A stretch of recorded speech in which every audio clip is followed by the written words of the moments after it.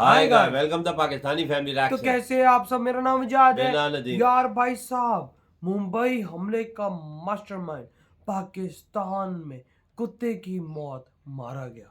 अच्छा, देखकर पूरे भारत में जश्न। कौन सा था वो यार मास्टरमाइंड वजह? अबे कोई एक तो कसाब था, वो तो भाई साहब वो तो पकड़ा गया था, वो तो हमला करने आया था। ये एक तो कौन सा कोई था? मक्की यूं ही कोई जो उसका घटिया सा नाम था। अच्छा। लेकिन अब ये वॉच करते, और एक हाफिज सईद भी था बीच में, तो वॉच करते आखिर किस तरह से मारा गया कुत्ते की मौत। तो कौन करते हैं स्टार्ट। अल्हम्दुलिल्लाहि रब्बिल आलमीन अर्रहमानिर रहीम मालिक यौमिद्दीन। Pakistan based LeT deputy leader Abdul Rahman Makki की मौत हो चुकी है हार्ट अटैक के चलते, और ये कंफर्म किया है जामतुद दावा, यानी कि जामतुद दावा वो ऑर्गेनाइजेशन, बैन ऑर्गेनाइजेशन जिसको यूएनएससी ने बैन किया।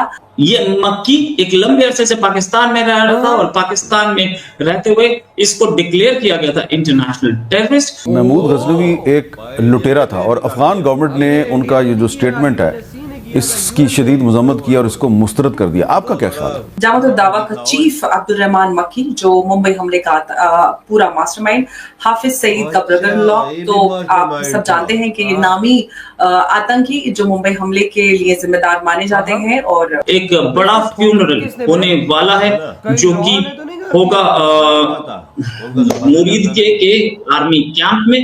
आईएसआई और आर्मी के बहुत सारे ऑफिशियल्स इसे अटेंड करेंगे। 56 कंट्रीज हैं जहां मुस्लिम कंट्री, इस्लाम जिंदा रहेगा, हिंदुइज्म जो है जिसका वो खत्म हो जाएगा। इजराइल भी एक है और यानी यहूदियों का भी एक मुल्क है। ये जो महमूद गजनवी एक हीरो है मुसलमानों के लिए, एक सिंबल है डिफाइंस का। ये अगर बयान मेरे ख्याल में मोदी की तरफ से तो हमें समझ आती है। मोदी ये कहते हैं लुटेरा है, हिंदुत्व वाले यही कहते हैं। ये बंदा पीएचडी था, आपने खुद बताया। He was called मक्की because वो so called मक्का में जाके पीएचडी लेके आया। अब वो देखेंगे कुछ दिन में, आप देखेंगे कि आप हाफिज सईद और मौलाना मसूद अजहर का भी बैकअप कर देंगे वो लोग। और आपके तो गजनवी मिसाइल हैं, वो किसके नाम पर हैं? आपके गौरी मिसाइल हैं, आपके तो डीएनए में है महमूद गजनी, यानी हमारे खून में चोर है। नमस्कार दोस्तों, finally it is confirmed, Mumbai attack के मास्टरमाइंड अब्दुल रहमान मक्की की मौत हो गई है और इनकी फ्यूनरल की वीडियो सोशल मीडिया में वायरल है, जहां हजारों लोग इंक्लूडिंग पाकिस्तानी आर्मी भी शामिल है। मक्की लश्कर तैयबा के फाउंडर हाफिज सईद के करीबी था और मुंबई में हुए अटैक को इसी ने लीड किया था। इसके अलावा इसने कश्मीर में कई आतंकी हमले कराए थे। यही कारण है कि भारत अब पाकिस्तान से बिल्कुल बात नहीं करता।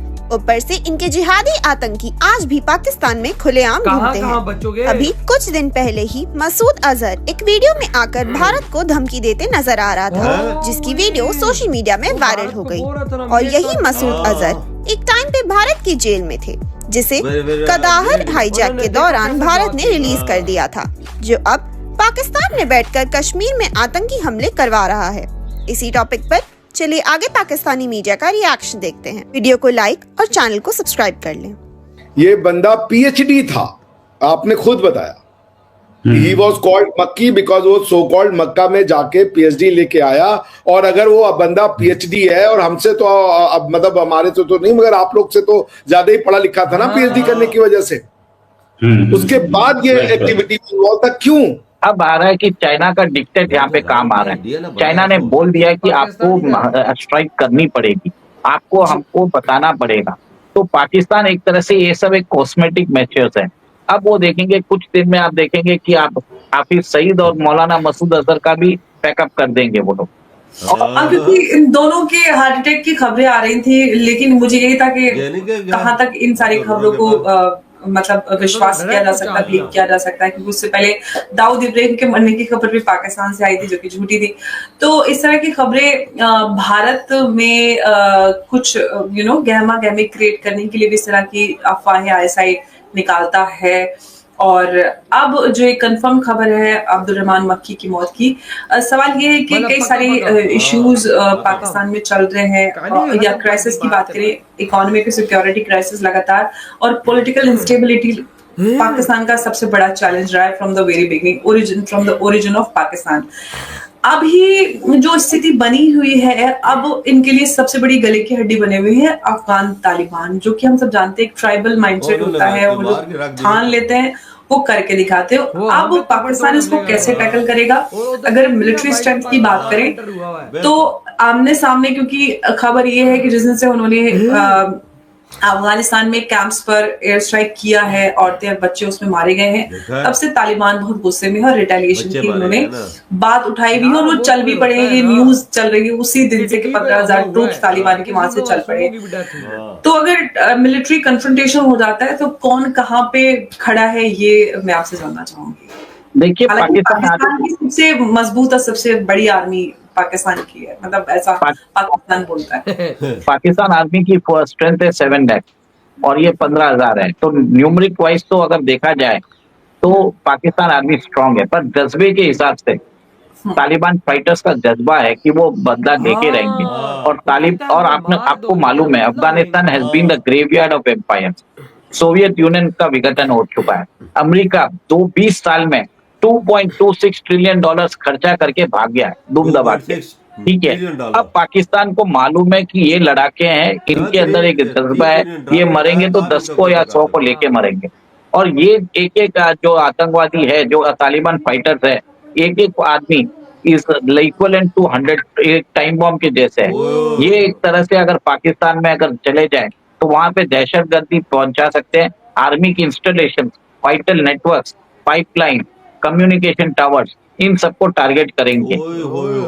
भाई साहब नजर भी कुछ ऐसे ही आ रहा है, लेकिन आप देखो इस हमारा क्या सिचुएशन है। अब देखो मक्की की खबर आ गई, मक्की को तो ठोक दिया, वो तो बतर उरो पका चला मतलब कि वो उसकी डेथ की खबर आई है, तो भाई साहब डायरेक्ट बतर उरो के मतलब अब वो कैसे हुआ, अब ये पता नहीं लग रहा कि कैसे हुआ। लेकिन भाई साहब जिस तरह से इंडिया ने बोला कि हमारा दुश्मन जिधर जिधर होगा हम उसको छोड़ेंगे नहीं। यार जमीन के कोने में छुपा उधर से निकाल के उसको हिट कर देते हैं। जमीन की कोना किधर हो, जिधर देश में हो उसको हिट किया जाए। मुझे तो भाई शक पड़ रहा है कि भाई डायरेक्ट इंडिया ने टारगेट किया। खबर निकल कर आ रही है उसको हार्ट अटैक हुआ है, लेकिन वही बात है कि हार्ट अटैक कराने के लिए भी बड़े अगले के पास चीजें हैं कि अगले को लगी नहीं कि भाई हमने हिट किया है, क्योंकि इंडिया ने काफी ज्यादा यहाँ पे लोगों को बाय बुलेट हिट किया है। तो उन्होंने बोला होगा कि भाई जहर महर दे के भाई इसको चिपका दो बदतर उरो के पास। यार एक तो पिछले दिनों जेल में भी खत्म हो गया था, याद हाँ वही तो मैं बोल रहा हूँ।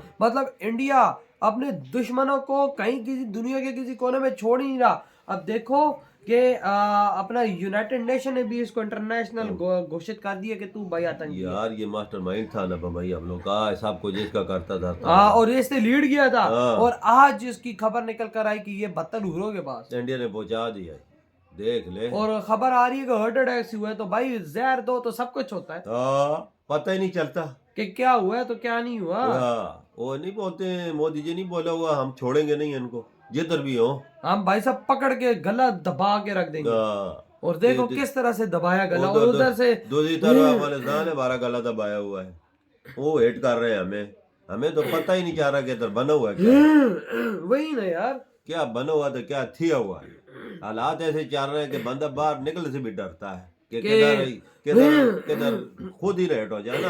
आम लोग डर रहे हैं भाई। हमारे यहाँ देखा जाए तो जो हमारे सोल्जर हैं, जो हमारी हिफाजत करने वाले हैं, वो महफूज नहीं, तो आम शहरी कौन महफूज। वही ना, अभी हमें घर से निकलते हुए डर लगता है कई भाई साहब, कई बार जो डज ना हो और हम घर ही ना आए, नहीं पता लगता भाई साहब, डर रही है इधर। बिल्कुल ये चीज है वजह, हालात बड़े। और उन्होंने बोला है कि हम छोड़ने वाले नहीं हैं, हम हालात उधर जा रहे हैं नीचे इधर पता नहीं। मैं क्या बोलूं, हालात बड़े खराब। तो भाई हमने देखो ना गंदगी में हाथ डाला, आज भुगत रहे। मक्की देखो ठोक दिया गया, उधर अफगानिस्तान ठोक रहा है। अफगानिस्तान 20 साल, और उधर हमारी वॉर शुरू होने वाली है उनसे।